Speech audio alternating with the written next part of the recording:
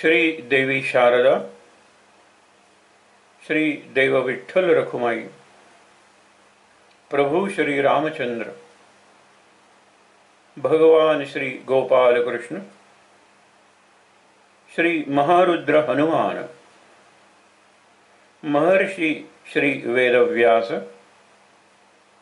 श्रीमद आद्य शंकराचार्य, विश्वमाऊली श्री ज्ञानेश्वर महाराज, संत सूर्य श्री तुकाराम महाराज, परम पूज्य स्वामी स्वरूपानंद, सद्गुरु श्री ब्रह्मचैतन्य महाराज या सर्वांच्या प्रेरणेनं आणि तुम्हा सर्व मंडळींच्या आशीर्वादानं आज तिथी आहे अष्टमी. अष्टमी ही मधली तिथी, एका बाजूनी 7, दुसऱ्या बाजूनी 7 आणि मध्ये ही 15वी.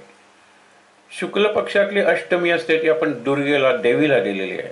तर वद्य पक्षातली जी अष्टमी असते म्हणजे कृष्ण पक्षातली, ती भैरव नावाचा जो गण होता शंकराचा, तर त्या भैरवाला दिलेली आहे. काळ भैरव अष्टमी खातो, ज्यावेळेला विध्वंस केला दक्षाच्या यज्ञाचा आणि खूप श्रम केले त्यांनी आणि काही दिले तरी त्याची भूक भागेना, शेवटी काळाचाच देव ना, महाकाळेश्वर आपण म्हणतो शंकर, त्यांनी सांगितलं की महिन्याची एक तिथी वद्य अष्टमी मी तुला खायला देतो. आणि तेव्हापासून त्याची भूक भागली. पण दर महिन्याला अष्टमी तो खातो एवढं लक्षात ठेवा. आता काय भैरव वगैरे काय सांगताय, दर महिन्याला वद्य अष्टमीला आपल्या आयुष्यातला 1 महिना कमी झाला हे तरी म्हणायला काय हरकत आहे. काळाने खाल्ला हे तरी सोपंच आहे ना, काळ तर आपण अमान्य करूच शकत नाही. 1 महिना खाल्ला. आज शुद्ध अष्टमी आहे, दुर्गेची आहे. मध्यभागी एक शक्ती आहे दुर्गा नावाची, आणि ती संकटांना सांगत होते दूरगात, म्हणजे तुम्ही जा दूर, जा दूर, आणि संकटांना दूर पाठवते, दुःख दूर करते, ती दुर्गा आहे. आणि त्यामुळे काय की आपण तिथेचा विचार अशासाठी करतो की नवीन विषय मांडायचा आहे, आपल्याला पुढचा विषय मांडायचा आहे, ते तिथीचा विचार केलेला बरा. आपण आध्यात्मिक विचार करतोय लक्षात ठेवा, तिथीवर थोडं चिंतन करतोय. ही शुभ तिथी, अशुद्ध तिथी, ही रिक्त तिथी, हे असं काही नाही आहे. आपण तो विचार करत नाही आहोत. आपण तिथीचा आपल्या उपासनेला कसा उपयोग करून घेता येईल. शक्ती ही मध्यभागी आहे, हृदय आपण म्हणतो ना मध्यभागी आहे. अजूनही डॉक्टर्स हृदय बंद पडलं की तो पेशंट मेला म्हणतात. पण त्याच वेळेला आपण हेही वाचतो की ब्रेन डेड नावाचे जे पेशंट्स असतात, म्हणजे कोणत्याही क्षणी यांचा मेंदू मरेल, त्यांची सगळी अवयव म्हणजे लिव्हर असेल, हार्ट काढून ते दुसऱ्यांना ट्रान्सप्लांट करता येतात ना, डोळे वगैरे सगळे. आणि ते काही तासात, त्याला ग्रीन कॉरिडॉर्स असं म्हणतात, की एकदा बसले विमानात की ते तिथेच उतरतात. किंवा गाडीत जायचे असेल तर ते कुठेही त्यांना ऑब्स्टेकलमध्ये येत नाही, कारण ते 6 तासांचंच आयुष्य असतं त्या डोळ्यांचं वगैरे, आणि नंतर काही ते उपयोगी पडत नाही. पण ब्रेन डेड हा माणूस आहे ना, हा खरा मेलेला आहे. हृदय आपण म्हणतो हृत अयम, हृत अयम, म्हणजे याचा मधला भाग, याचा मधला भाग, याचा मधला भाग, असं करत हृदय आपण म्हणतो. तशी सगळ्या ज्या तिथी आहेत ना, त्यातली मधली तिथी, मधली तिथी, देवीची तिथी, शक्तीची तिथी, शक्ती ही मध्यभागी आहे, म्हणजे सगळीकडे पसरलेली आहे. पण आपण काय म्हणतो की पेट्रोलमुळे जर गाडी चालते तर गाडी चालवणारी जी शक्ती आहे ती पेट्रोलमध्ये आहे, बरोबर ना, मध्ये आहे. आता ते टँक एवढा आहे, त्याच्या मध्यभागात नाही, कडाकडात आहे ना. पेट्रोलच्या थेंबा थेंबात तीच शक्ती आहे. म्हणून जर आपण विचार केला तर आपल्या लक्षात येईल की ही तिथी शक्तीची तिथी आहे आजची. काल आपण कुठे थांबलो होतो, अप्रतिम शरणागतीसाठी उदाहरणं दिली होती. इथे ज्ञानोबांनी 2 दिलेले आहेत, आपण आणखीन एक ऍड केलं होतं. ते शंकराचार्य वगैरेंचं हे अमृतानुभवात वगैरे ती येतातच उदाहरण, की सुवर्ण मणी जैसे सोनया. सोन्याला जसे सुवर्ण मणी म्हणजे सुवर्णाचे अलंकार. आता मण्यांची तुम्हाला माळ करायची, ती जर तुम्ही दुसऱ्या कुठल्या तरी धाग्यात गुंफलीत तर फरक आला. तारही सोन्याची, मणीही सोन्याचे, माळ सोन्याची, आणि पूर्णपणे सोन्याला शरण. माळ आणि सोनं याच्यात काहीच फरक नाही आहे. फरक कशात आहे की हे सोनं आहे ना त्याचीही अंगठी, हे सोनं आहे ना त्याचीही बांगडी, हे सोनं आहे ना त्या, इथे फरक आला. काल आपण बघितलं होतं की नाम आणि रूप आणि त्यांची कार्य. आपल्या देहात जरी बघितलं तरी आपल्या डोळ्यांचं काय कार्य निराळं आहे, कानांचं कार्य निराळं आहे. त्यामुळे ह्याला डोळे म्हणतात, याला कान म्हणतात. आणि रूपही निराळ आहे, डोळ्याचं आणि कानांचं रूप काय एक आहे. नाक, नाकाचं रूप निराळ आहे, त्याला नाक हे नाव आहे, आणि नाकाचं कार्य निराळ आहे.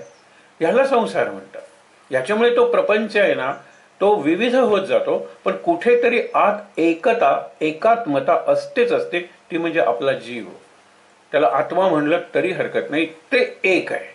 आणि ते माझं सगळ्या देहाच्या दृष्टीने एक आहे असं नाही, माझं तुमचं एक आहे, आपल्या सगळ्यांचं एक आहे.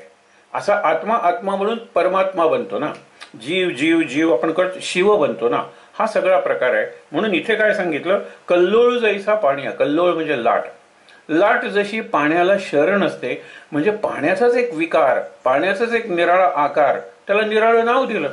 एक दुसरं उदाहरण तुम्हाला सांगतो की ट्रकमधून चिरे किंवा विटा आलेल्या आहेत आणि ट्रकनी त्या ओतल्या आणि तो गेल्या. नंतर आपण काय केलं, त्या विटा अशा एकावर एक ठेवल्या चार बाजूनी, आपण त्याला भिंत म्हणतो ना. अरे ह्या चार भिंतींचं घर तयार झालं, विटाच आहेत ना. विटांची रचना बदलली, आकार बदलला की त्याचं नाव बदललं, कारण त्याचं कार्य बदललं. ट्रकमधून जो विटांचा ढीग केला होता त्याला विटांचा ढीग म्हणतो आपण, त्यालाही नाव निराळ आहे कारण त्याचं रूप निराळ आहे. आता त्या विटा एकावर एक ठेवल्या चार बाजूनी की भिंत तयार झाली. म्हणून तुम्ही असं म्हणणार आहात की भिंत ही विटांच्या ढिगापेक्षा निराळी आहे? नाही, अरेंजमेंट निराळी आहे, रचना निराळी आहे. बरं, विटांचा ढीग आणि त्या ट्रकमधून आलेल्या विटा काही निराळ आहे का? नाही. मग वीट आणि माती निराळी आहे का? माती आणि पाणी घेऊन त्याला एक विशिष्ट आकार दिला की त्याला नाव दिलं वीट, आणि त्याचं कार्य भिंत बांधायची. म्हणजे मातीच आहे ना मुळात, पाणीच आहे ना मुळात. असं मुळात मुळात गेले की आपण आकाश तत्वापर्यंत जातो आणि तिथून मग ब्रह्म किंवा परब्रह्म.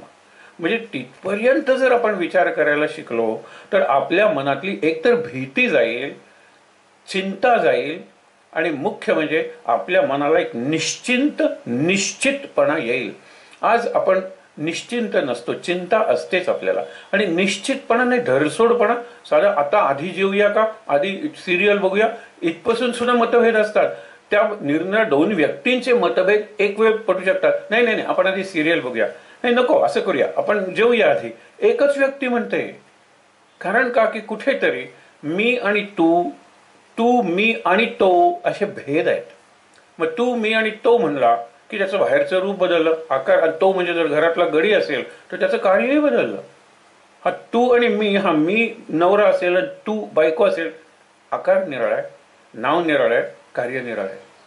विचार करा. त्याला प्रपंच म्हणतात. नाम रूपांचा पसारा, त्याला आपण कार्य जोडूया. नाम रूप कार्य यांचा पसारा म्हणजे प्रपंच. आपण पसरा नावाचा शब्द कोकणीत वापरतो. पसरा म्हणजे दुकान किंवा पसरलेलं सगळं, हा सगळा पसारा आहे. म्हणून ते आपण लक्षात घेतलं पाहिजे. मुळात काय आहे? मुळात हे सगळं ब्रह्म आहे. ब्रह्माला कंटाळा आला एकटेपणाचा, आणि म्हणून त्यांनी संकल्प केला, एकोहम बहुश्याम प्रजायय. मी एकटा आहे, माझ्यातूनच मी प्रजा निर्माण करतो. आणि त्याच्यातून आल्यामुळे जसं आईच्या मूल येतं, आणि मूल होण्यासाठी आई आणि वडील दोघंही जबाबदार असतात. म्हणजे थोडा तुम्हारा थोडा हमारा, असा तो बचपन परत येईल आपल्याकडे मुलाच्या रूपाने. दोघांचंही असतं की. मग ब्रह्मातनंच सगळं विश्व निर्माण झालं, तर या सगळ्यात असलंच पाहिजे की एक पूर्णपणे नवीन काय तयार होईल. लक्षात, सध्याचा कोरोना नावाचा आहे तो काय आकाशातून पडलेला आहे का? नाहीये. कोण म्हणतं तो त्या चीनी लोक वाटेल ते खातात त्या सर्पापासून आला, कोण म्हणतं ती वटवाघळ असतात त्याच्यापासून आला. आधी काहीतरी होतं ना, हे लक्षात ठेवा. आकाशातून काही निर्माण होत नाही. म्हणजे प्रत्येक गोष्ट एक प्रोसेस असते, दुसरी प्रॉडक्ट असते. प्रॉडक्ट झाली की आपल्याला दिसते, प्रोसेस दिसत नाही. पण process is more important than product. एकच उदाहरण सांगून पुढे जाऊया. फार महत्वाचं उदाहरण आहे की मी अभ्यास करतो ना, जून पासून अभ्यास करतो आणि एप्रिलमध्ये परीक्षा आहे. हे अभ्यास करतो ही प्रोसेस आहे. परीक्षा आणि रिझल्ट झाला की ती प्रॉडक्ट आहे. प्रॉडक्ट सगळ्यांना दिसते, सगळेजण अभिनंदन करतात. पण एखादा म्हणतो मी तुझं अभिनंदन, तुला फर्स्ट क्लास फर्स्ट आला म्हणून करत नाहीये, तू वर्षभर अभ्यास करत होतास आणि त्याला मी साक्षी आहे. मी तुझ्या चेहऱ्यावर कधी ताण बघितला नाही. कारण का, मी तुला विचारायचो. तो म्हणतो नाही, आत्ता सुद्धा परीक्षा दिली तरी आत्तापर्यंत जेवढा पोर्शन झालेला आहे, शिकवून झालेला आहे, मी तयार आहे. ताण कशाला पाहिजे? आणि तू कुठलंही स्वतःला लक्ष किंवा टार्गेट, मला जास्तीत जास्त मार्क्स पडले पाहिजेत, पण मी पहिला येईन युनिव्हर्सिटीला वगैरे, असं काही ठरवलं नव्हतं. ही प्रोसेसकडे जो लक्ष देतो ना, आता इलेक्शन्स बघा ना, ही प्रोसेस आहे. निवडून आलेला कॅन्डिडेट, त्याला 18% मतं पडली आणि बाकीच्यांच्यात सगळी, तर लक्षात ठेवा तो निवडून येतो. हे म्हणजे हे निराळ आहे. प्रोसेस महत्वाची आहे. मी जिवंत आहे ना आत्ता, ही माझी प्रोसेस आहे. पण प्रॉडक्ट काय, मी जी कृती करतो ती प्रॉडक्ट असते. म्हणजे मी काहीतरी चांगली शिल्पकृती तयार केली आहे, मी काहीतरी एखादी शब्दकृती तयार केलेली आहे, किंवा अगदी साधी कृती, आंघोळ वगैरे सुद्धा, याच्यावरून मला कळतं की मी जिवंत आहे, माझं दैनंदिन जीवन सुरू आहे, आज हा दिवस आहे, या दिवसाचं हे कर्तव्य आहे, या दिवसाचं हे महत्त्व आहे. त्याप्रमाणे मी स्वतःला गिअर करतो किंवा प्रोग्राम करतो सकाळी उठल्यानंतर. अरे आज बाबांचं श्राद्ध आहे नाही का, अरे हो बरोबर, आज आपण हाफ डे रजा काढलेली आहे, म्हणजे सकाळी ना पण सगळी तयारी वगैरे आहे, हे स्वतःला सांगतच असतो. आणि एक वाक्य लक्षात ठेवा, स्वतःशी बोलल्याशिवाय आपण कोणतीही कृती करू शकत नाही. मनातल्या मनात काय होईना, आता उठूया, आता चला जेवण झालं, हे मनातल्या मनात आपण बोलत असतो, त्याशिवाय कृती शक्य नाही आहे. आणि मनातल्या मनात बोलणं जर पॉझिटिव्ह असेल तर पॉझिटिव्ह कृती निघेल. त्याचा इफेक्ट जरी निगेटिव्ह आला तरी मी केलं होतं ते पॉझिटिव्ह. डॉक्टर म्हणतो मी सगळे प्रयत्न केले होते, मुलगाही म्हणतो की आम्ही सगळे प्रयत्न केले पण बाबा गेले. ठीक आहे ना, पण आपण केलेली प्रोसेस आहे ना ती जास्त महत्वाची आहे. आता इथे काय सांगतात, घट आणि माती काय रिलेशन आहे, हेच रिलेशन्स आहे. माती आहे त्याचं मडकं आहे, मडक्याची माती नाही आहे, मातीचं मडकं आहे, पण शेवटी मडकं म्हणजे मातीच आहे ना. कुंभार करता करता मुलगा म्हणतो त्याचा, बाबा मी करतो मडकं, आणि मग तो काय करतो, आकार देतो, त्याला तो आकार जमत नाही म्हणून तो पुन्हा काढतो, पुन्हा चिखलात घालून तोडवून करतोच की नाही. हे वाळल्यावर आपण त्याला मडकं म्हणतो पण तरी मातीच आहे ती, हे लक्षात ठेवा. म्हणून काय, तैसा मज धनंजया शरण येतो, हे धनंजया तसा मी, तू मला शरण ये, म्हणजे तू माझाच भाग आहे, तू माझाच अंश आहेस, मी तुला माझ्या अंशातूनच जरा निराळं घडवलेलं आहे. एक फार मार्मिक हे आहे, ओवी आहे ज्ञानेश्वरी, की ये हृदयचे ते हृदय घातले. गीता म्हणजे काय, माझ्या हृदयातले ते मी तुझ्या हृदयात घातलंय. आपण विचार केला, तू प्रश्न विचारलेस, हे सगळं जरी असलं, ये हृदयचे ते हृदय, आणि दोघांनाही कळलं नाही. ज्याला कळलं नाही की आपण देतोय आणि त्याला कळलं नाही की आपण घेतोय. आपणासारखे केले, अर्जुनाला आपणासारखे केले, पण केलं काय, तयाचे अर्जुनपण न मोडता. अर्जुनाला अर्जुनपण म्हणजे अर्जुनच ठेवला, पण म्हणजे बट नाही, अर्जुननेस तसाच ठेवला, त्याला अर्जुनच ठेवला, स्वतः कृष्णच राहिला, पण या हृदयातलं त्या हृदयात घातलं. कारण जर अर्जुन कृष्णासारखा सारथी झाला असता तर त्या रथाला 2 सारथी झाले असते, रथी कुणी उरलाच नसता. म्हणजे आपणासारखी केले पण अर्जुनपण न मोडिता, हे लक्षात ठेवा. अर्जुनाचं अर्जुनपण तसंच ठेवलं की कृष्ण म्हणजे त्याचा विचारच निराळते. म्हणून मी होऊनी माते.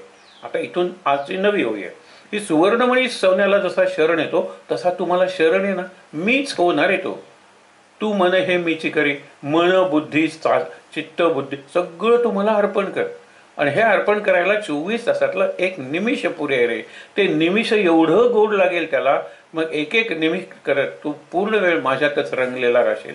म्हणून मी होऊन माते, सेवणे आहे आई ते करी हाता येते ज्ञाने येणे. म्हणजे तुला सहज हातात मिळेल. पुढे तुला सांगितलंय, हे मी तुला का सांगतोय, सगळं इतकं सोपं करून मी तुला ज्ञान दिलेलं आहे, इतकी सोपी करून मी तुला भक्ती सांगितलेली आहे, पत्रम पुष्पम फलम तोयम, इतकं सगळं करून मी तुला ध्यान शिकवलेलं आहे, आणि इतकं सगळं करून मी तुला कर्म शिकवलेलं आहे. म्हणजे ध्यान योग शिकवलेला आहे, कर्म योग शिकवलेला आहे, ज्ञान योग शिकवलेला आहे, आणि भक्ती योग शिकवलेला आहे. योग एक आहे, मार्ग दुसरा आहे. आता पंढरीचा मार्ग आहे ना, तो माझ्या घरापासून पांडुरंगापर्यंत. पण पांडुरंगाचा योग काय, प्रत्येक ठिकाणी पांडुरंगाशी मी जोडलेला आहे. ज्ञानबा तुकारामने, विठोबा रखुमाईने मी जोडलेलो आहे. म्हणजे पांडुरंगाचा योग. म्हणून काल आपण एक बघितला होता मनाचा श्लोक, की अखंडित भेटी रघुराजे योगो. मी तू मला तू कायमच सदा सर्वदा योग तुझा घडावा, आणि रघुनायका मागणी हे जे आता, म्हणजे रघुनायकाचाच योग मागतोय ना आपण. आणि दुसरा आहे तो मार्ग आहे. म्हणजे हौसे नवसे गवसे जातात आपण म्हणतो ना, त्यापैकी काही जण अगदी हौशीन आलेले, त्यांच्या दृष्टीने मार्ग आहे. हे अजून किती मार्ग उरला रे, अरे तिथे लिहिलंय ना, अरे बापरे 15 किलोमीटर अजून उरलंय. वारकरी बघतच नाही मैलाच्या दगडांकडे, कारण प्रत्येक पावलाला तो पांडुरंगाशी जोडलेला असतो. हा योग आहे. म्हणून भक्ती पंथ किंवा भक्ती मार्ग हा एक आहे, पण भक्ती योग, ज्ञान योग, योग म्हणजे परमेश्वराला जोडलं जाणं. समत्वम योग उच्चते.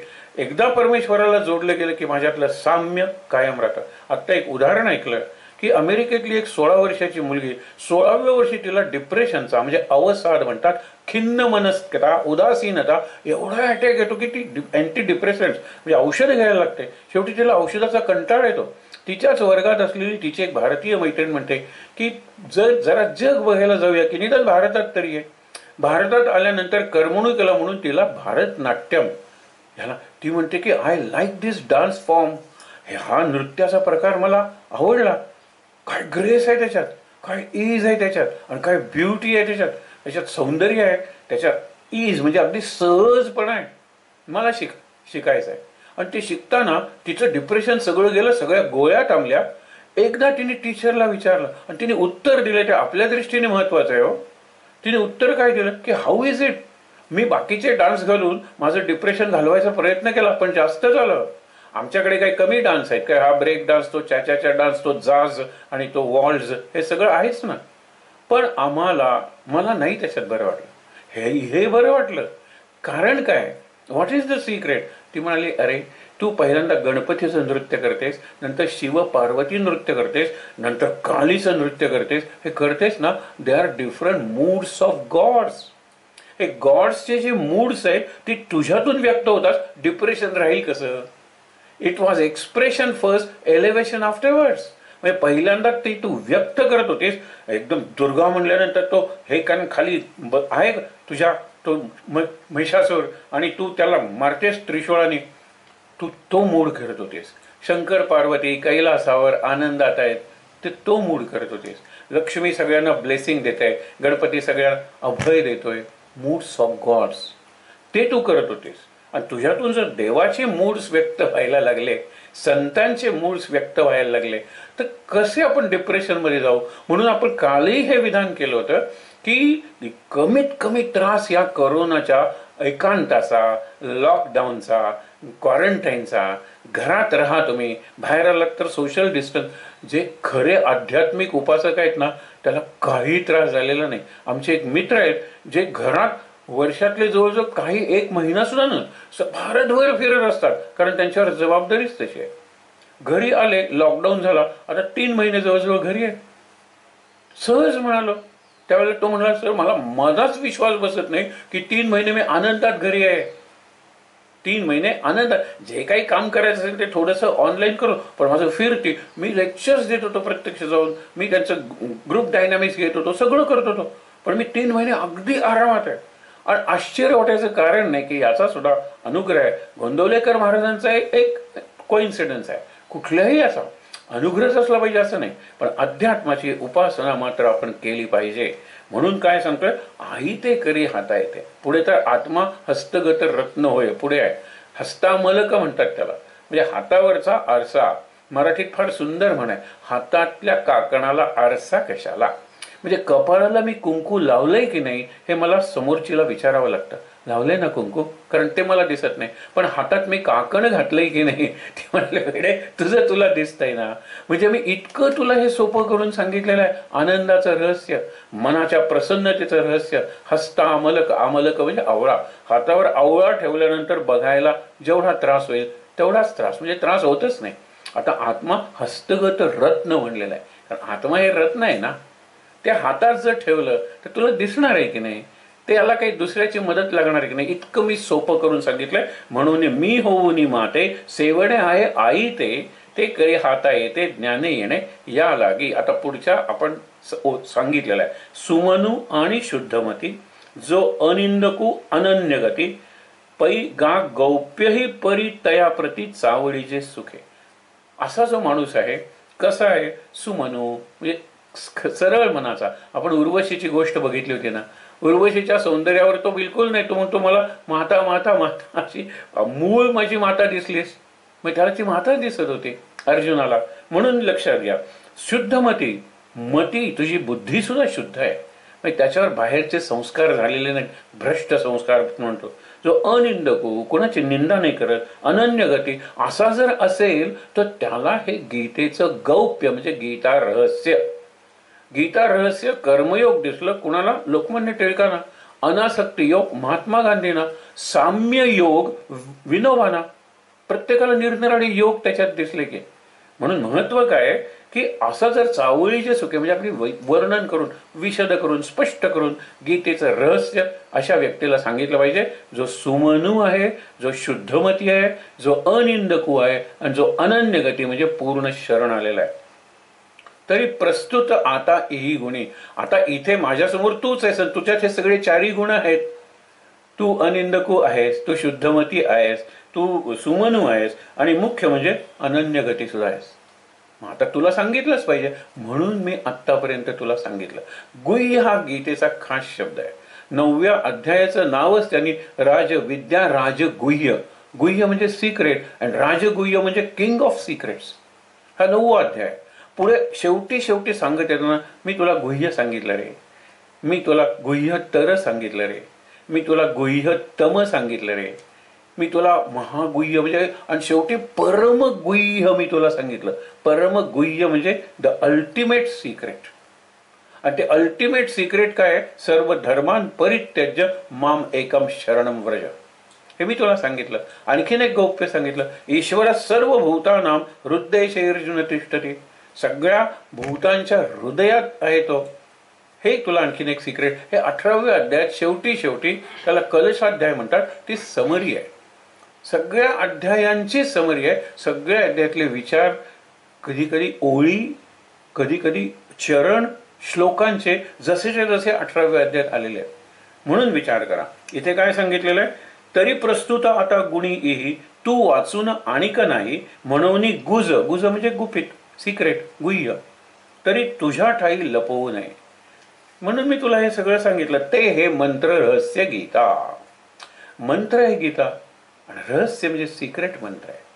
आता तुम्ही म्हणलं याच्यात सिक्रेट काय आहे? सिक्रेट ते आहे की आतला अर्थ म्हणून भावार्थ दीपिका म्हणलेला आहे. ह्याला सुद्धा ज्ञानेश्वरीचं सार म्हणलं नाही, भावार्थ दीपिका सार स्तोत्रम संपूर्णम स्वामी स्वरूपानंद संपादितम. भावार्थ दीपिका आहे ज्ञानेश्वरीचं नाव. आणि म्हणून काय झालं, ते हे मंत्र रहस्य गीता मेळवी जो माझी या भक्ता अनन्य जीवना माता बाळका जायचे. बालक जसं मातेवर पूर्णपणे अवलंबून असतं आणि म्हणून आई त्या बालकाशी पूर्णपणे जोडलेली असते, तसे जो भक्त, जी व्यक्ती पूर्णपणे माझ्यावर अवलंबून आहे आणि मी त्या व्यक्तीला पूर्णपणे जोडलेलो आहे, त्याला हे मंत्र रहस्य गीता सांगा. उगीच विचारायचं नाहीये. अनेक वेळेला विवेकानंदांना मला गीतेचं रहस्य सांगा. एक तरुण आलेला आहे, फुटबॉल खेळतोय. विवेकानंद चांगले फुटबॉल खेळायचे पण त्यावेळेला ते बघत होते. एक जण बाहेर आला, त्याला पाठवला गेला. तो म्हणतो की स्वामीजी माझं पुढचं म्हणजे tell me the secret of Gita. म्हणाले go and play the football and don't expect victory or defeat. This is Gita. काय सुंदर सांगितलं की तू जा आणि फुटबॉल खेळ ना, मी जिंकेन का हरेन हा विचार करू नकोस. ही गीता आहे. दुसरे सांगतात उदाहरण, ते उदाहरण स्वामी चिन्मयानंदांचं आहे. ते बसने जायचे सुरुवातीला, आता त्यांची केंद्र झाली, वैभव आलं. ते स्वामीजी त्यांच्यानंतर परंपरा असलेले स्वामीजी तेजस्वी आहेत, कर्मयोगी आहेत मुख्य म्हणजे, आणि ज्ञानयोगी आहेत. आणखीन काय पाहिजे? कर्म आहे, भक्ती आहे, ज्ञान आहे आणि ध्यान आहे. सगळे योग असल्यामुळे ती कार्य किंवा ती केंद्र पुढे गेली. पण सुरुवातीला बसमधून जात असताना त्यांच्या प्रवचनाने प्रभावित होऊन एक तरुण त्यांच्या बरोबर आला. इतक्यात बस आली, ते बसमध्ये चढले, बसच्या पायरीवर आहेत आणि त्यांनी ती कफनी घातलेली असते ना, आणि याने ती कफनी धरली. आम्हाला Swamiji in one word message of Gita. त्यांनी ती कफनी काढून घेतली. Detach, that is the message. म्हणजे डिटॅच म्हणजे मला चिकटतोयस कशाला, दूर हो ना, अलिप्तपणे माझ्याकडे बघ, ही गीता आहे, मला धरून कशाला राहिलाय, अटॅच कशाला झालायस, डिटॅच. हे एका शब्दातलं आहे. रामकृष्णांच्याकडे एक जण जातो आणि म्हणतो की मला गीतेचं रहस्य थोडक्यात सांगा. मला गीता शब्द 10 वेळा म्हण बरं. तो म्हणायला लागला गीता गीता गीता गीता गीता गीता. ह्यांनी ताच्या ठिकाणी सुरू केलं, तागी तागी तागी तागी तागी. बंगालीमध्ये तागी म्हणजे मराठीतलं त्यागी. एकच वर्ण आहे, त्याग. आणि कशाचा त्याग करायचा? कर्म करायचं, फळाच्या आसक्तीचा त्याग करायचा. त्यागात शांतीरनंतरम, सगळ्या प्रकारचे त्याग सांगितलेले आहेत. आपली गोरखपूरची जी गीता आहे ना, त्याच्या मागे एक निबंध आहे मोठा. आणि गीतेचा संदेश त्याग आणि त्यागाचे कितीतरी पैलू त्यांनी सांगितलेले आहेत.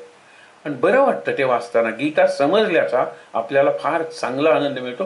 कुठलंही गीता प्रेस गोरखपूरचं पुस्तक गीता सार्थ आणि त्याच्या मागे हा निबंध लिहिलेला आहे, त्याग से फलप्राप्ती किंवा त्याग से शांती किंवा आनंद, असं काहीतरी शीर्षक आहे. तैसी जशी अनन्य जीवना माता बालकासी तसं भक्ता गीतेसी, भक्त म्हणजे जो जोडलेला आहे त्याला वियोग सहन होत नाही. लगेच तो म्हणतो की जाणार, त्याला तो वियोग सहनच होत नाही, कल्पनाच सहन होत नाही. त्यावेळेला कृष्ण म्हणतो मी जाणार आहे कुठे, तुम्ही मला आत ठेवा ना, कोंडून बांधून मी राहणार आहे. आत्ता मी फक्त एकीलाच मिळतो, त्यावेळेला सगळ्यांना मी मिळेल. महाराज ज्या वेळेला गेले त्यावेळेला ब्रह्मानंद महाराज म्हणतात, अरे रडताय काय, 2 रुपये वाचले तुमचे, कारण कागवाडून गोंदवलेला जायला 2 रुपये तिकीट होतं आणि मग तुम्हाला महाराज दिसायचे ना. आता महाराज गेले, आता चैतन्य रूप झाले, आता डोळे मिटले की महाराज प्रत्येकाने महाराज बघितलेत ना. महाराजांची प्रतिमा जर असेल तर त्याच्यावर जरा 1 मिनिट स्टेडी बघा, डोळे मिटा, आउटलाईन तरी दिसेल. जे महाराजांबरोबर वावरले, महाराजांबरोबर वागले, निरनिराळे प्रसंग महाराजांबरोबर त्यांनी अनुभवले, त्यांना तर डोळे मिटल्यानंतर महाराज दिसतीलच की हो. जिथे आहेस तिथे महाराज येतील, गोंदवलेला जायची गरज नाही. हे विचार करा. म्हणून तैसी भक्ता गीतेसी भेटी करी जो आदरेसी तो देहापाठी मजसी एकची होय. त्याला मुक्ती सांगितलेली आहे. सायुज्य म्हणतात, शब्द सोडा, पण मुक्ती सांगितलेली आहे. जो अशा माणसाला की जो अत्यंत संवेदनशील आहे आणि भक्त कसा की जो देवाचा भाग आहे, देवावर पूर्णपणे अवलंबून, विसंबून किंवा निर्भर आहे. जसं लहान मूल आईवर अवलंबून असतं, विचार करा. तसा जो भक्त आहे ना, अरे बापरे, तो मेला ना तर तो माझ्याचकडे येईल. निदान तुम्ही गीता त्याला सांगितली तरी अशा माणसाला गीता सांगणारा मेल्यानंतर जैसी भक्ता गीतेसी भेटी करी जो आदरेसी तो देहापाठी म्हणजे देह पडल्यानंतर मजसी एकची होय, माझ्याचकडे येऊन मिळतो. ऐसे सर्व, हे सुंदर वर्णन आहे कृष्णाचं आणि हे विश्वरूपाचं आहे किंवा विष्णू सहस्रनामाचं दर्शन आहे. ऐसे सर्व रूप रूपसे म्हणजे सर्वांच्या रूपातून जो व्यक्त झालाय अशा कृष्णाचं रूप म्हणजे आपल्या सर्वांच्या रूपात. म्हणून परवा सांगितलं होतं की 8 अब्ज जर संख्या असेल जगाची तर कृष्णाला डोळे किती, तर 16 अब्ज 2 कृष्णाचे.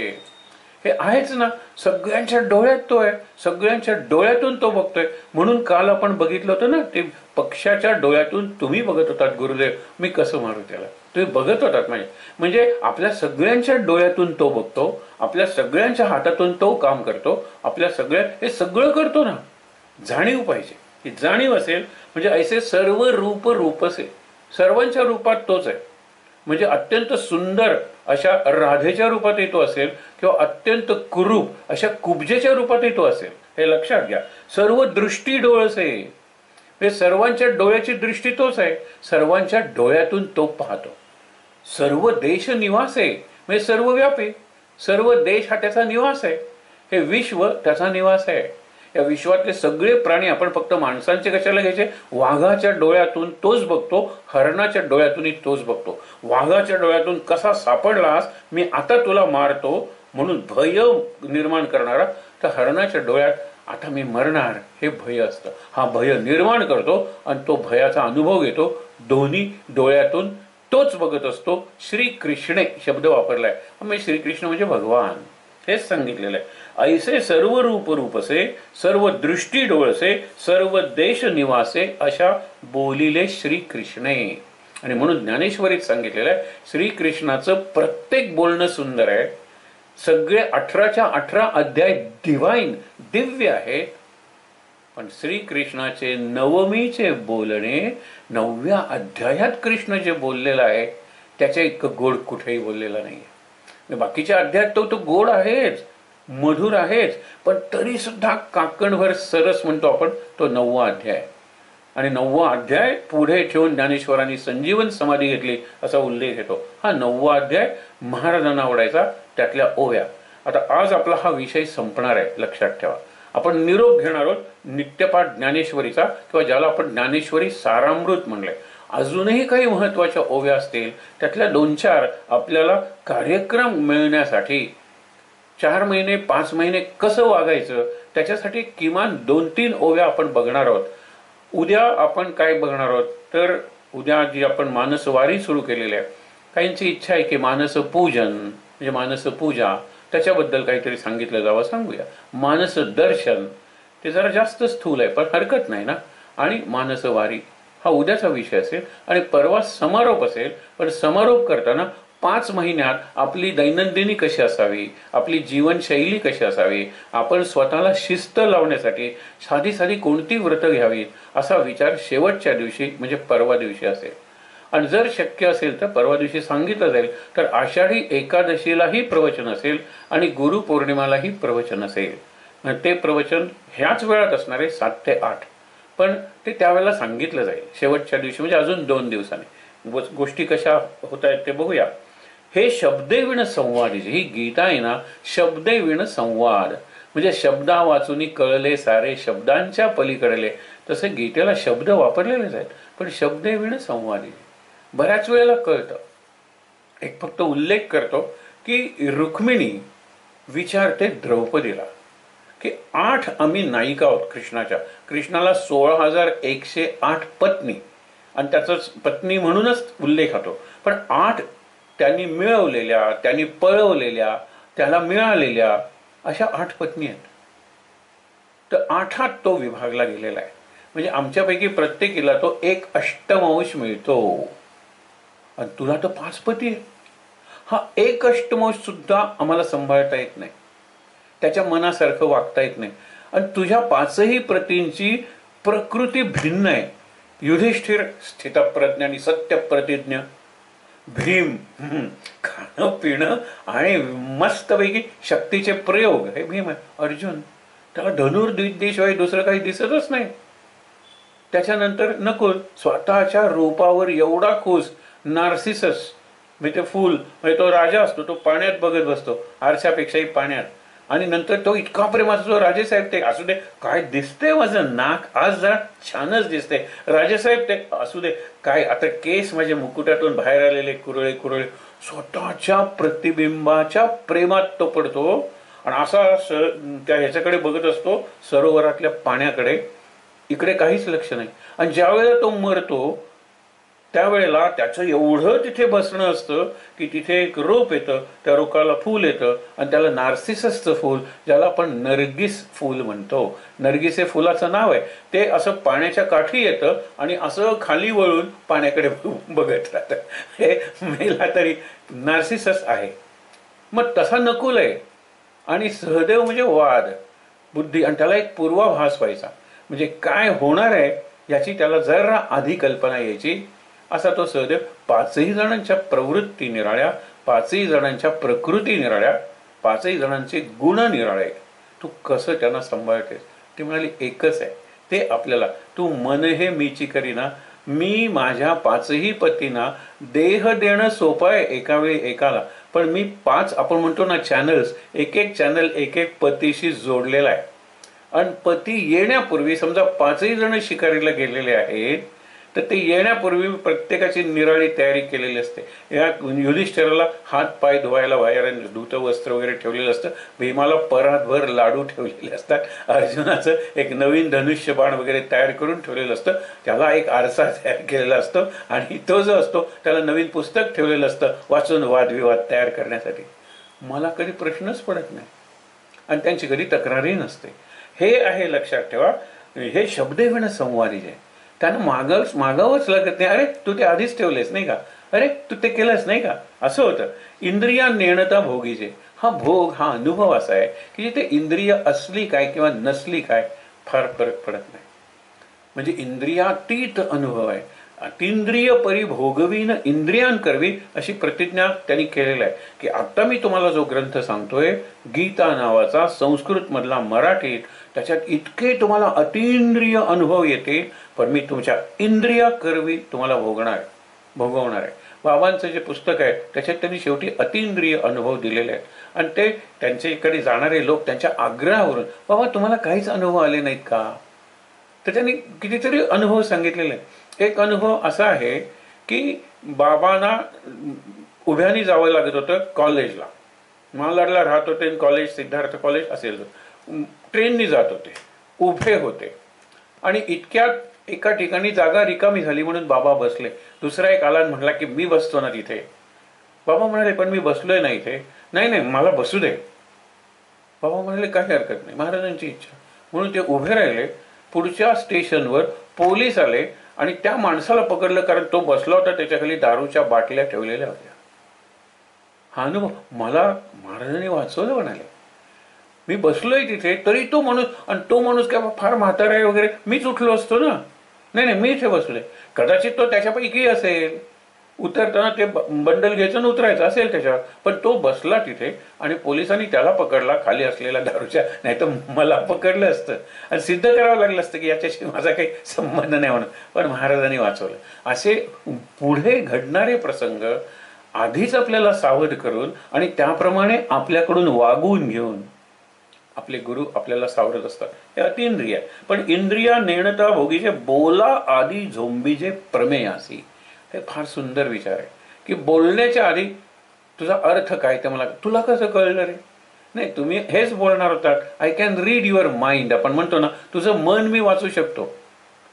पूर्वी गाणी असायची, डोळ्यात वाच माझ्या तो गीत भावनांचे. आता काय म्हणून ती डोळा असे करते, तो म्हणतो काय सुंदर भावना आहेत, आणि ती डोळे तिरके करते. तिरके केल्यानंतर तो म्हणतो आता कुठली भावना आहे नक्की ते, कारण डोळ्यात वाचणं, डोळे तसे पाहिजेत ना. तसा प्रकार आहे की बोला आधी झोंबीचे प्रमेयासी, म्हणजे अर्थ आधी आणि शब्द नंतर. हे कसल्या प्रकारचं कम्युनिकेशन आहे सांगा बरं. ये हृदयचे ते हृदय घातला. काय सांगणार आहेत, आपल्या हिताचं काय सांगणार आहेत, आज कोणता विषय सांगणार आहे, हे ज्याचं त्याच्यावर पूर्ण विश्वास असतो आणि ह्याचा त्याच्याबद्दल पूर्ण हिताचा विचार असतो, त्या दोघांना ते कळतं की आज गुरुजी या विषयावर बोलणार की नाही ते बघा.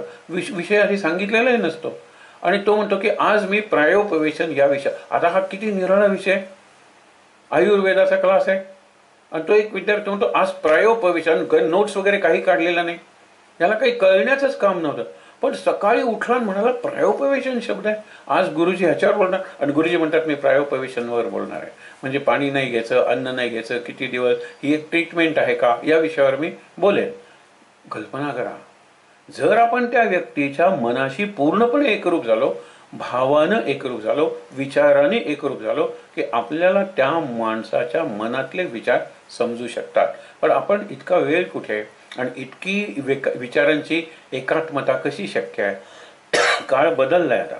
जे अपेक्षित, आता गीतेचं ज्ञान आहे, अपेक्षित विरक्ती, विरक्त संत, ह्यांना जे पाहिजे असतं, अपेक्षिजे विरक्ती, सदा अनुभवी जे संती, संतांचा सतत अनुभव असतो, सोहम भावे पारंगती रमीजे देत. सोहम भाव म्हणजे ध्यान, सोहम सोहम, ध्यान, कर्म, ज्ञान आणि भक्ती, ह्यांना जे जे जिथे रमतात ते गीतेचं ज्ञान आहे. हे गीता नाम विख्यात, त्याला गीता म्हणतात. गीतेत सगळ्या प्रकृतीचे लोक रमतात.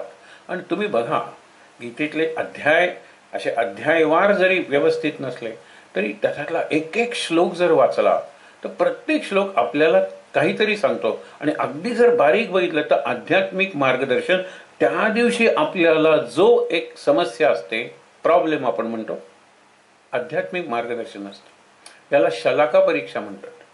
म्हणजे जसे महाराजांचं प्रवचन तुम्हाला उद्विग्न वाटते, सुचत नाहीये, तर तुम्ही कुठली तरी एक उदबत्ती वगैरे घ्या, कुठल्या तरी एका पानात खूपसा ते पान काढा आणि वाचा. मी आध्यात्मिक मार्गदर्शनाबद्दल म्हणतोय, मी प्रापंचिक मार्गदर्शनाबद्दल म्हणत नाहीये. ते पाहुणे आता येणार आहेत आणि घरी काही तयारी नाही, दुकानं बंद झालेली आहेत. काढला प्रश्न, येण्यापूर्वी तुम्ही संकटाबद्दल विचार का करता? आणि नंतर इतक्या दार टेलिग्राम, पाहुणे म्हणतात की आमचा या आठवड्यात येण्याचा बाय, पुढच्या आठवड्यात ही तार तुम्हाला पाठवते. गेली नाही. म्हणजे इंग्लिशमध्ये म्हणतात don't cross the bridge until you reach it. अरे आपल्याला तर पुलावरून जायचं, पूल पडला तर नसेल ना. अरे अजून पुलापर्यंत पोहोचलेलं नाहीयेस, you reach the bridge and then think about it. हे एवढं जरी तत्व आपण 5 महिने केलं ना, की ती घटना घडण्यापूर्वी, ती व्यक्ती भेटण्यापूर्वी, तो ग्रंथ वाचण्यापूर्वी आधी मत बनवणं, ह्याला पूर्वग्रह म्हणतात. प्रेज्युडिस. पूर्वग्रहाचाही एक पूर्वग्रह असतो, तो तर आणखीन भयंकर असतो. पण आपण पूर्वग्रह म्हणूया. आपण याच्या घरी जातोय, हा या कम्युनिटीचा आहे, हा बिलकुल देणार नाही पैसे, मारवाडी येतो, अरे मारवाडी लोकांनी एवढी मोठी हॉस्पिटल्स, एवढे मोठे, आता गीता प्रेस कुणी काढलेले हो, अत्यंत मोठं धार्मिक कार्य, सांस्कृतिक कार्य, ऐतिहासिक कार्य या जमातीच्या, बाकीच्यांनी निरनिराळे दिले असतील, पण मुख्यतः मारवाडी लोक ते स्वतःवर खर्च करणार नाहीत एक वेळ, पण दुसऱ्यासाठी खर्च करतील. अरे मोठे मोठे प्रोजेक्ट त्यांच्या ह्याच्यातून आलेले आहेत. नावं मी घेत नाही त्यांची, पण लक्षात ठेवा. म्हणून सांगितलंय काय, हा पूर्वग्रह आहे माझा, तो देणार नाही. अरे तो कंजूस आहे, तो चिक्को आहे, नाही तो दे. आणि तिथे तुम्ही जाता आणि तो म्हणतो की अरे फार चांगलं, या भागात शाळा नाही आहे, माझा अजून मुलगा 2 वर्षांनी शाळेत जाणार आहे, पण काही हरकत नाही, मी तुम्हाला शाळेसाठी पैसे देतो, जमीन देतो. आपल्याला आश्चर्यच वाटतं. कारण का, की तुम्ही पूर्वग्रह घेऊन गेलात कशाला. हा माणूस असा वागेल, तो बरोबर निराळा वागतो. माणसाचं काही सांगता येत नाही की 9 वेळेला एकाच पद्धतीने वागलेला माणूस हा 10व्या वेळेला अगदी विरुद्ध वागू शकतो. तुम्हाला बोलवून घेऊन सांगतो, तुम्ही सगळ्यांच्याकडे गेलात पण माझ्याकडे आलेला नाही आहात, माझी ही देणगी घ्या. मंदिर बांधताय ना, विचार, लोक गेले नव्हते, तुम्ही जाऊ नका, तो तुम्हाला तत्वज्ञान सांगेल, देव सगळीकडे भरलेला आहे, देवळाची काय गरज आहे, बिलकुल जाऊ नका, तुमचा अवसान घात करेल तो. म्हणून लक्षात घ्या, जे अपेक्षित, जे विरक्त लोकांना जे पाहिजे असतं, संतांना जे अनुभवायला मिळतं, ध्यानी लोकांना जे मिळतं, ते गीता नाम विख्यात सर्व वाङ्मयाचे मथित आत्मा जेणे हस्तगत रत्न होय. हातावर एखादं रत्न ठेवावं, तसा आत्मा म्हणजे आत्मज्ञान. हे गीता काय आहे, सर्व वाङ्मयाचे मथित. सगळे गीतेपूर्वीचे जे ग्रंथ आहेत ना, एक वाक्य लक्षात ठेवा सांगतो, त्याच्या गीतेच्या आधीचं सगळं वाङ्मय आणि गीतेच्या नंतरचं सगळं वाङ्मय, गीतेच्या आधीचं सगळं वाङ्मय आध्यात्मिक तत्वज्ञानाचं, त्याचं सार आपल्याला गीतेत मिळेल. आणि गीतेच्या नंतरच्या वाङ्मयाचं मूळ, उगम किंवा इन्स्पिरेशन, प्रेरणा आपण म्हणतो, ती गीतेत मिळेल. आध्यात्मिक ज्ञानाबद्दल, तत्वज्ञानाबद्दल आपण बोलतोय, आणि जे जीवनाला अत्यंत उपयोग आहे, किंवा ज्याला काउन्सिलिंग म्हणतात ना, समुपदेशन अत्यंत गीतेतून होतं, आजही होतं. म्हणून तसा तो ग्रंथ आहे. गीता नाम विख्यात सर्व वाङ्मयाचे मथित आत्मा जेणे हस्तगत रत्न होय. इथे तुम्हाला एक गंमत सांगतो. वॉरन हेस्टिंग्स हा तसा गव्हर्नर म्हणून आलेला होता भारताचा, ईस्ट इंडिया कंपनीचा. ईस्ट इंडिया कंपनी ही व्यापारी कंपनी, पण त्यांची ॲम्बिशन म्हणजे त्यांची महत्वाकांक्षा ही नुसती व्यापारी राहिली नाही, तर त्यांना भारतावर राज्य करायचं होतं. मग त्यांनी एक एक गव्हर्नर पाठवले. क्लाइव्ह, वॉरन हेस्टिंग्स नंतर मला, त्यांनी वॉरन हेस्टिंगनी संस्कृत शिकला, गीतेचं इंग्रजीत भाषांतर केलं, आणि त्याला एवढं कळलं. म्हणून मी जर चुकत नसेन का, कुठेतरी मला नक्की वाचलेलं आठवते की वॉरन हेस्टिंग्सनी ठरवलं, प्रत्येकाला कुराणावर हात ठेवून शपथ घेतो, एखादा मुसलमान म्हणेल, बायबलवर हात ठेवून मी शपथ घेतो असा एखादा ख्रिश्चन म्हणेल, पण वैष्णव शिवपुराणावर हात ठेवून घेणार नाही, माझा विश्वासच नाही आहे, असे आपले आहेत ना.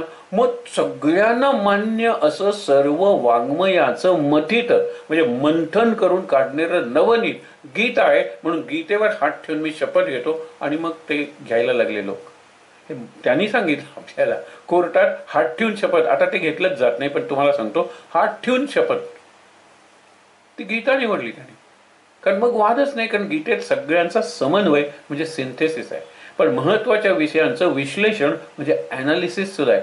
एकदम तुम्हाला त्यांनी सिद्धांत दिलेले नाही, 4-5 श्लोक आणि तस्मात एक संपूर्ण अध्याय, तस्मात असे तस्मात 22 श्लोक आहे, आणि तस्मात गीता नावाचं एक पुस्तक आहे. तस्मात गीता म्हणजे गीतेतले सिद्धांत आहेत सगळे, पण सिद्धांत सिद्ध केलेले आहेत, हातात तुम्हाला तसे दिलेले नाहीत. पण आत्मज्ञान, आत्मा हस्तगत रत्न होय, हे गीतेचं महात्म्य सांगितले एका अर्थाने. वत्साचेनी वोरसे, आपण गीतेच्या महात्म्य श्लोकात म्हणतो ना, पार्थो वत्स सुधीर भोक्ता दुग्धम गीतामृतम महत्, सर्व उपनिषदो गावो दोग्धा गोपाल नंदना. सर्व उपनिषद या गायी आहेत. गायींचे रंग निरनिराळे असतात, पण दुधाचा रंग एकच असतो, लक्षात घ्या. पण गायी निरनिराळे, उपनिषद निरनिराळे. गवळी कोण आहे? गोपाळ. त्यांनी दोहन केलं, दोग्धा गोपाल नंदना, आणि त्यांनी सगळ्या गायींचं दूध एकत्र केलं आणि गीता नावाच्या भांड्यातून तुम्हाला सादर केलं. काय सुंदर कल्पना आहे. आणि गीता दुग्धम गीतामृत अमृत येते, ते साधं दूध नाही आहे गाईचं, कारण उपनिषदांच्या गायी आहेत आणि काढणारा गवळी आहे तो कृष्ण आहे. योगेश्वर कृष्ण, योगांचा ईश्वर आहे, योगी लोकांचा ईश्वर नाही. योगीश्वर शंकर आहे, सगळ्या योगी लोकात श्रेष्ठ. पण सगळे जे योग आहेत ना ज्ञानाचे, त्याचा ईश्वर म्हणजे त्याचा स्वामी कोण आहे? आपला कृष्ण आहे, योगेश्वर कृष्ण. म्हणून वत्साचेनी ओरसे. आपण आता 3 शब्द वापरले ना, तर हा श्लोक किती गोड होतो बघा. आधी ओवी वाचूया. वत्साचेनी ओरसे, दुभते होय घरोदेश. ओरसे म्हणजे पाना देते, दूध देते. दुभते होय घरोदेशे, झाले पांडवाचे निमिषे जगदुद्धरण. 3 शब्द मी तुम्हाला सांगितलं. गाय, गाईचा तान्हा म्हणजे वासरू आहे, त्याच्यासाठी ती पाना सोडते, बरोबर. पण घरात कान्हा आहे ना, त्या कान्हाला नको का दूध? म्हणजे वासरासाठी सोडलेलं दूध दुभते झाले घरोद्देशे. घरात दूध तूप सगळं तुम्हाला मिळत गेलं, पण गायीनी पाना वासरासाठी सोडलाय. कृष्णानं गीता अर्जुनासाठी सांगितले. पार्थोवत्साह, पार्थो वासरासाठी म्हणजे सांगितली गीता, पण वत्साचे म्हणजे पांडवाचे निमिषे अर्जुनाच्या निमित्ताने झाले जगदुद्धरण, जगाचा उद्धार झाला. म्हणून म्हणतो अर्जुनाला कृष्ण होता, तो गीता सांगितल्यानंतर युद्धाची खणाखणी तो विसरला. पण आपल्याला गीता आहे की, आपल्याला ज्ञानेश्वरी आहे, ज्ञानेश्वरीचं हे सार सुद्धा आहे. आपण भाग्यवान आहोत. म्हणून सांगतात वत्साचेनी ओरसे, वत्साचेनी ती पानावली, दूध दिलं. दुभते होय घरोद्देशे, घरातल्या निरनिराळ्या कामांसाठी ते मिळतं. झाले पांडवाचे निमित्ताने जगदुद्धरण, जगाचा उद्धार झाला. आता विश्वात्मके देवे, येणे वाग्यज्ञे तोषावे. आता आहे ना, हे इतक्या ओव्या सांगून झाल्यानंतर, इतके अध्याय सांगून झाल्यानंतर, इतके योग सांगून झाल्यानंतर, इतके अर्जुनाचे प्रश्न त्याला उत्तर देऊन झाल्यानंतर विचारतो, मी सांगितलेलं नीट ऐकलंस ना? हो. ऐकून तू लक्षात घेतलंस ना? हो. तुला सगळं समजलं ना? हो. नीट विचार केलास ना? हो. आता तुला पाहिजे ते कर. यथेच्छसी तथा कुरु. मग अर्जुन म्हणतो की तुझं मी सगळं नीट ऐकलं आणि झालं काय की माझा मोह गेला. नष्टो मोह, मोह जो होता तो गेला आणि स्मृतिर्लब्धा, मला स्मृती परत आली. मी अर्जुन आहे हेच मी विसरलो होतो, क्षत्रिय आहेत हेच मी विसरलो होतो, समोर आहेत ते शत्रू आहेत कारण अन्यायाच्या बाजूने उभे आहेत हेच मी विसरलो होतो, हे आपण धर्मयुद्ध खेळतोय हेच मी विसरलो होतो, आणि माझा सारथी कृष्णा तू आहेस, मी युद्ध जिंकणार आहे हेही मी विसरलो होतो. कारण मोह आला आणि स्मृती गेली. आता मोह गेला आणि स्मृती आली. त्वत्प्रसादान मयाच्युत, तुझ्या कृपेमुळे हे सगळं घडलेलं आहे. तो म्हणतो यथेच्छसी तथा कुरु, आणि हा म्हणतो करिष्ये वचनम तव. म्हणजे वडिलांनी मुलाला सांगायचं, मी तुला सगळं समजावून सांगितलंय, आता तुला योग्य वाटेल ते कर. बाबा तुम्ही सांगितलेलं मला सगळं कळलेलं आहे, आता तुम्ही सांगा तसं करू. हे खरं नातं आहे. दोघांनी स्वातंत्र्य, खोटं स्वातंत्र्य नाही आहे काही, खरं स्वातंत्र्य आहे. म्हणून तो तुला पाहिजे ते कर, बाबा म्हणतात तुला पाहिजे ते कर. मग आपण काय करूया, दोघांना पाहिजे त्याचा सुवर्ण मध्य, गोल्डन मीन तो काढूया, आणि हे सगळ्यात कल्याणाचं असतं. आता विश्वात्मके देवे, येणे वाग्यज्ञे तोषावे, तोषोनी मज द्यावे पसायदान. पसायदानातले फक्त त्यांनी 3च ओव्या घेतल्या, कारण तोच एक स्वतंत्र विषय आहे की नाही. तर ते झाल्यानंतर मी हा यज्ञ केलेला आहे, वाणीचा यज्ञ. म्हणजे हे सगळे शब्द कृष्णार्पणमस्तु किंवा गुरुला अर्पण, गुरु साक्षात निवृत्तीनाथ समोर बसलेले आहे. विश्वात्मके देवे म्हणताना तिकडे बघितलेलं आहे, विश्वेश्वर म्हणताना तिथे बघितलेलं आहे. आता सर्वात्मके देवे तिकडे बघितलेलं आहे. तिकडे म्हणजे निवृत्तीनाथ असे बसायचे समोर. म्हणजे सर्वात्मक देव सद्गुरु निवृत्तीनाथ, विश्वात्मक देव तो, हे सांगितलं इथे. आणि जगन्निवासे, जगन्नाथ सगळं तूच आहेस रे, आणि तूच माझा बोलविता धनी आहेस, तूच माझ्याकडून बोलवतोस. म्हणून काय, आता विश्वात्मके देवे, येणे वाग्यज्ञे, वाणीचा यज्ञ, तोषावे प्रसन्नवान, तोषोनी मज द्यावे पसायदान. पसाय म्हणजे प्रसाद. एक आहे पायसदान आणि दुसरं आहे पसायदान. आता एकच वाक्य पुरे. पायसदान संसारात गुंतवतं, पसायदान संसारातून सोडवतं. संसारात राहून हे पसायदान आहे, प्रसाद आहे. आणि पायस ही खीर आहे. खीर ही खास प्रपंचात देवाला नैवेद्य दाखवायचा, आपण खाण्यासाठी. हेही लक्षात ठेवा. म्हणजे तुम्हाला सांगतो की एका मुलाला सांगितलं प्रचंड भूक लागली आहे, काही दे, बट तूच देवाला नैवेद्य दाखव. तो काहीतरी म्हणतो ओम शांती शांती शांती. हा, अरे शांती शब्द सुद्धा शांतपणे म्हणत नाही, कारण त्याचा देह त्याला सांगत असतो भूक लागली भूक लागली. आणि हे दिल्याशिवाय काय मंत्र म्हणतो कोणास तो, शांती शांती शांती. आई झालं खाऊ, असा प्रकार असतो आपला. म्हणून काय सांगितलंय, तोषोनी मज द्यावे पसा यदा नाही. जे खळांची व्यंकटी सांडो. खळांची म्हणजे दुष्टांची, व्यंकटी म्हणजे वाकडी बुद्धी. आता व्यंकटेश या शब्दाचा अर्थ कळेल. व्यंकटेश म्हणजे वाकडं जे आहे आपल्या जीवनात ना, त्याचा ईश आहे, सरळ करणार येतोय. वाकड्याला ऑड म्हणतो आपण. Against all odds he achieved this place. सगळ्या संकटांना तोंडून, आणि म्हणून व्यंकटी म्हणजे वाकडी बुद्धी. क्रुकेडनेस आपण म्हणतो ना, आणि विकेडनेस दोन्ही. त्यांच्या मनातली दुष्ट बुद्धी जाऊ दे, कपट बुद्धी जाऊ दे, वाकडी बुद्धी जाऊ दे, कारस्थान करण्याची बुद्धी जाऊ दे, पण त्यांना मात्र तू ठेव. नारदांनी वाल्याला ठेवलं वाल्मिकी बनवण्यासाठी. बुद्धाने अंगुलीमालाला कितीतरी जणांना ठेवलं.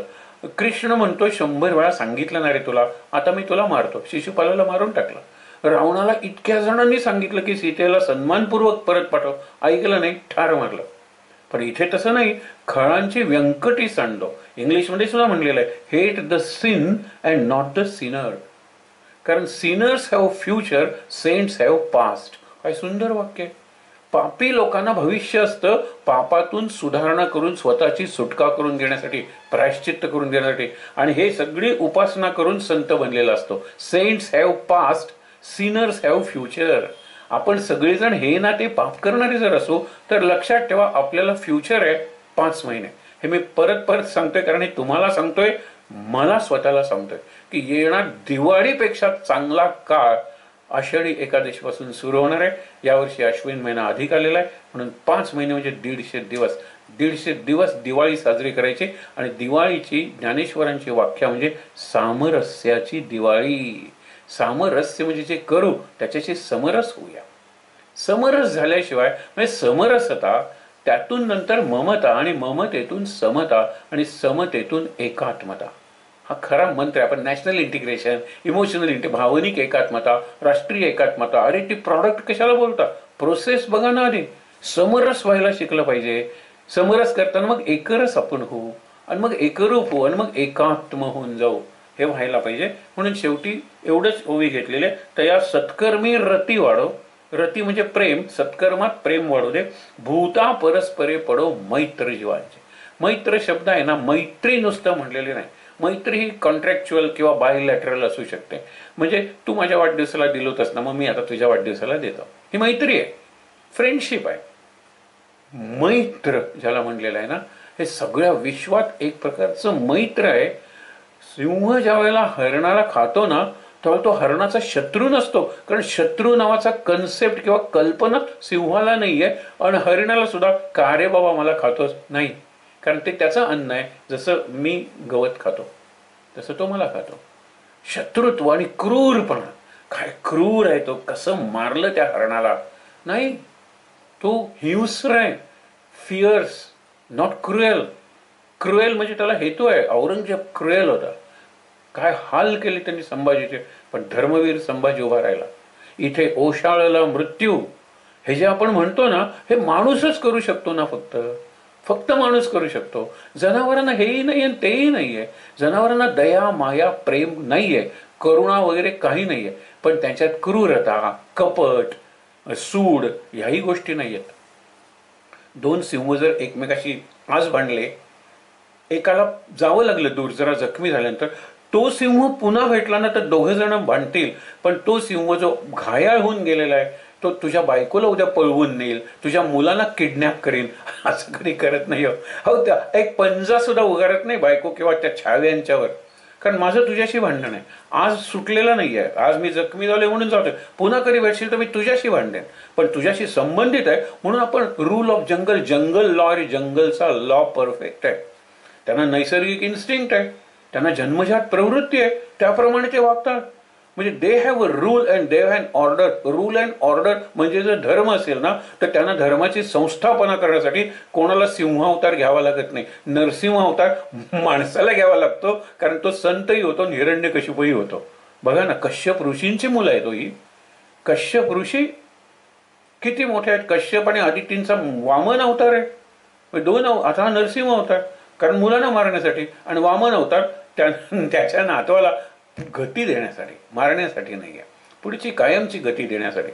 मुद्दा काय आपला की ज्या वेळेला संकट येतात नाही, व्यंकट आहे म्हणून सहज बघा बालाजीकडे जायला तो व्यंकटेश आहे आपण त्याला म्हणतो. जाण्याचा मार्ग इतका वेडा वाकडा आहे, तिरुपतीला जातो त्याला व्यंकटेशच म्हणायचं.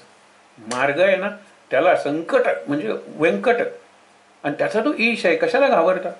म्हणून तेथ म्हणे श्री विश्वेश्वराहो, हा होईल दान पसाव, येणे वरे ज्ञानदेव सुखिया झाला. एवढ्याच ओव्या घेतलेल्या आहेत. तेथ म्हणे श्री विश्वेश्वराहो, विश्वेश्वर म्हणजे कोण? निवृत्तीनाथ. म्हणे हा होईल दान पसाव, तू पसायदान मागितलंस ना तसं होईल. येणे वरे, हा जे वरदान दिलं गुरुनी, ज्ञानदेव सुखिया झाला. इथे 108 ओव्या संपल्या आणि 109वी ओवी आहे ना त्याच्यावर चिंतन करत आपण थांबणार आहोत. ती ओवी आणि शेवटचं वाक्य त्याला संकल्प वाक्य म्हणतात. पुष्पिका हा सुंदर शब्द आहे त्याला. बघा, भरोनी सद्भावाची अंजुळी, मिया ओविया फुले मोकळी, अर्पिली अंघ्री उगुली विश्वरूपाच्या, इति श्री स्वामी स्वरूपानंद संपादितम श्री भावार्थ दीपिका म्हणजे ज्ञानेश्वरी सार स्तोत्रम संपूर्णम. हे सार स्तोत्र म्हणले. हरे नमः हरे नमः हरे नमः श्री कृष्णार्पणमस्तु. 109वी ओवी आधीच्या आवृत्तीत 108 अधिक 1 अशी ती दिलेली आहे. कारण विषय संपला ना, सुखिया झाला. येणे वरे ज्ञानदेव पसायदान मिळालं, वरदान मिळालं, ज्ञानदेव सुखिया झाला. आता ज्ञानदेवांना एक वाटलं की हे जे विश्वरूप आहे, आणि विश्वरूप इतकं मोहक आणि विचार करण्यासारखं आहे की शेवटी तो म्हणतो, धृतराष्ट्राने विचारलं नाही दुर्योधनाचं काय झालं सांग, दुर्योधनाचं काय झालं सांग, दुर्योधनाचं झालं, दुर्योधन दुर्योधन दुर्योधन एवढंच चालू असतं. तो म्हणतो की मला तो जो संवाद आहे तो इतका अद्भुत होता, पुन्हा पुन्हा आठवतोय. आणि हृष्यामीच पुन्हा पुन्हा अंगावर म्हणजे रोमांच उभे राहत आहे.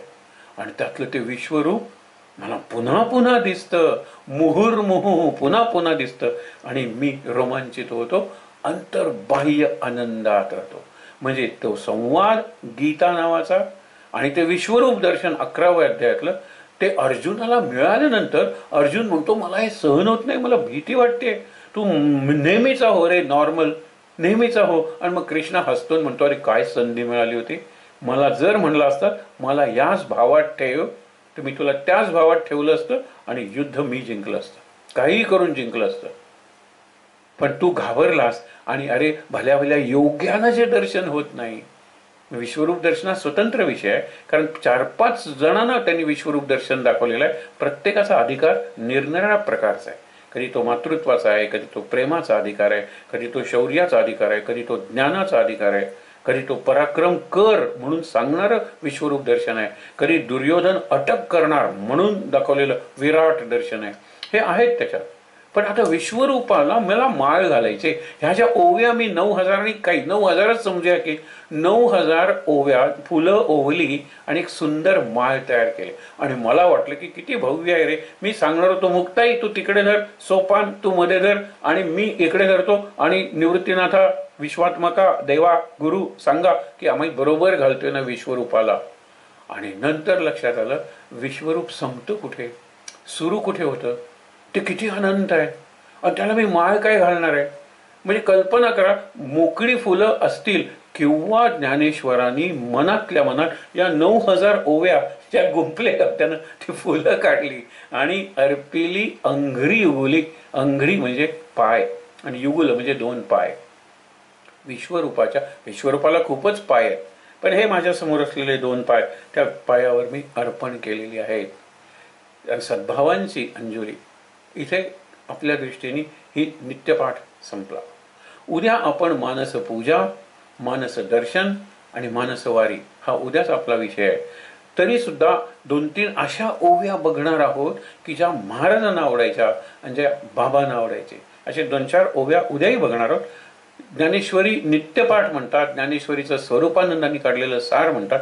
ते संपलं आहे. त्या ठिकाणी ताट बसून डोळे मिटूया. शांत.